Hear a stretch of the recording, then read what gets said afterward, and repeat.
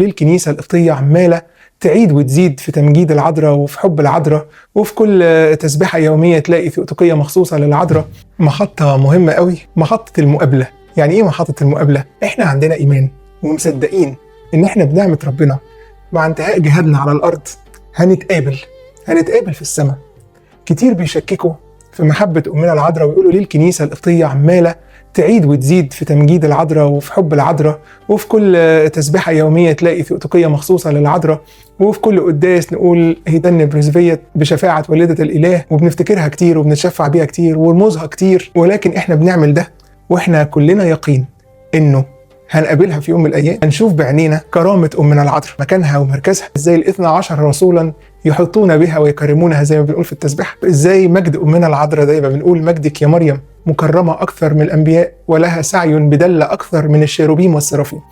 هنفهم يعني إيه أمنا العذراء دي ليها مكانة وليها مركز، ويا بخت اللي عارف المكانة دي من هو هنا، لأنه من وهو على الأرض عمال يقوي علاقته بأمنا العذراء، يطلب شفاعتها، يتحدث إليها لأنها تسمع، ياخدها صديقة ليه ويخليها فعلا موجودة في حياته باستمرار، لأنها حاسة بأولادها، شايفة أولادها وشايفة احتياجهم وهي بتشفع.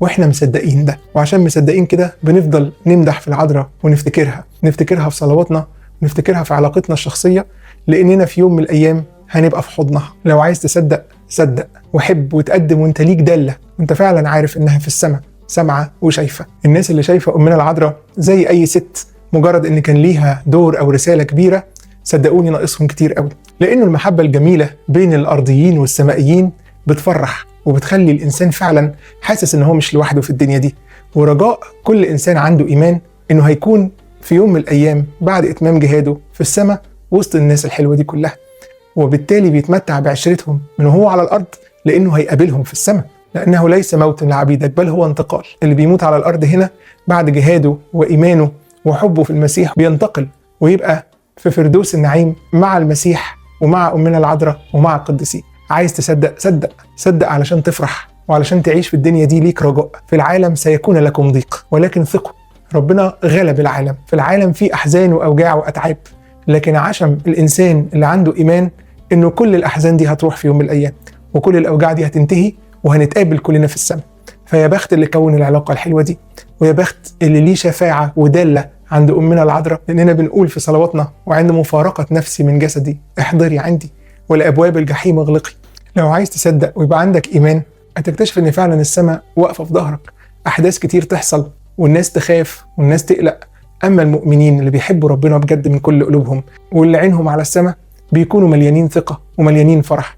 لما الشدة تيجي ولما الأمور الصعبة تيجي ولما الظلم يحصل، يبقى البني آدم في الآخر فعلا واثق إنه ربنا والسماء مستنيينه، وإن لما عينه تبقى على السماء وعينه تبقى على عشرة الآباء القديسين وعلى رأسهم أمنا العذراء مريم، ما بيبقاش رابط كل أموره في الدنيا، ويبقاش حزنه حزن رديء، لأنه الإنسان الأرضي ما حلتوش غير الدنيا وما حلتوش غير الحاجات اللي في إيدين الناس، باصص لها ويغير ويتعب ويتألم لأنه ما وصلهاش. أما الإنسان السماوي اللي عينه على هذا اللقاء الجميل اللي هيجمعنا في السماء، فصدقوني بتبقى عينه مليانة وبيبقى فرحان وبيبقى راضي وبيبقى شاكر. فربنا يدينا وإيماننا يزيد وعينينا تتفتح عشان تنكشف على أمور لا ترى هنا في الأرض، لكن بالإيمان إحنا متأكدين منها، وده اللي مصبرنا ومفرحنا ومخلينا نجاهد بكل حب وبكل رجاء إننا في يوم من الأيام ننتهي من أتعابنا إلى هذا اللقاء اللي كلنا منتظرينه، اللي كل حبايب المسيح وأمنا العذراء منتظرينه، الوقت اللي هيكون فيه الراحة الحقيقية والتنعم بجد. اوعى تكون حياتك مسروقة في الدنيا دي وناسي تكوين العلاقة القوية بالسمائيين، وناسي انك تتشفع بالقديسين وعلى رأسهم أمنا العذراء علشان تستمتع في السماء بالعشرة الجميلة دي. ناس تانية تشك وتقول انه العشرة السماوية تنسينا ربنا يسوع.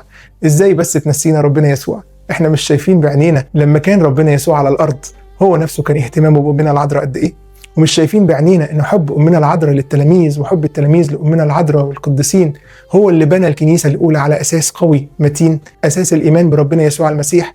ولكن العشرة الجميلة اللي فيها حب، اللي ما فيهاش خيانة ولا أمور أرضية تتعب وتخلي البني آدم حياته فعلا صعبة. الإنسان المسيحي الحقيقي صدقوني بالمسيح وبعشرة القديسين حياته مليانة رجاء، وهي سهلة بالنسبة للي عينه على السماء. زي ما المسيح علمنا احملوا نيري عليكم لأن نيري هين وحملي خفيف.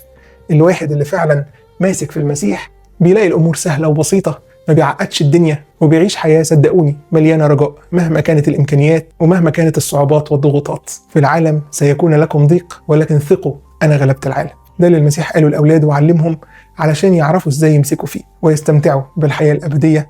ربنا يدينا نعمة ننظر إلى السماء ونعاين الأمجاد، وللي عنده إيمان ومصدق يجي لنا يوم ونلتقي كلنا ونفرح في السماء، المكان المفهوش لا حزن ولا تعب ولا أوجاع، ونتجمع كلنا عند العذراء.